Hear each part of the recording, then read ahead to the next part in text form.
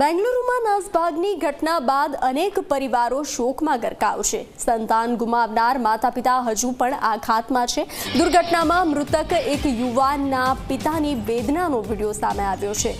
પુત્રની કબર પર રડતા પિતાનો વિડીયો વાયરલ થયો છે। હું અહીંથી હવે ક્યાંય નથી જવા માંગતો તેવી પિતાની વેદના સામે આવી છે। હું હવે અહીં જ રહેવા માંગુ છું। મહત્વનું છે કે બેંગલુરુ નાસભાગની ઘટનામાં કુલ 11 લોકોના મોત થયા હતા, જેમાં 21 વર્ષીય યુવાન લક્ષ્મણનો પણ સમાવેશ થાય છે।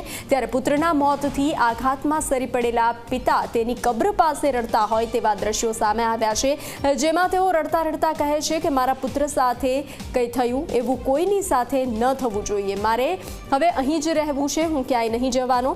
લક્ષ્મણના પિતાનો આ વિડીયો સોશિયલ મીડિયા પર વાયરલ થઈ રહ્યો છે, જેમાં પિતાની વેદના સ્પષ્ટપણે દેખાઈ રહી છે।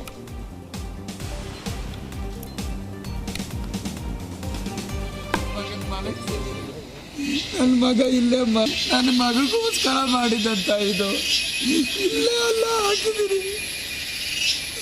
ಈ ತರ ಪರಿಸ್ಥಿತಿ ಬೇರೆ ಯಾರ ತಂದೆ ತಾಯಿಗೂ ಬರೋದೇಡ।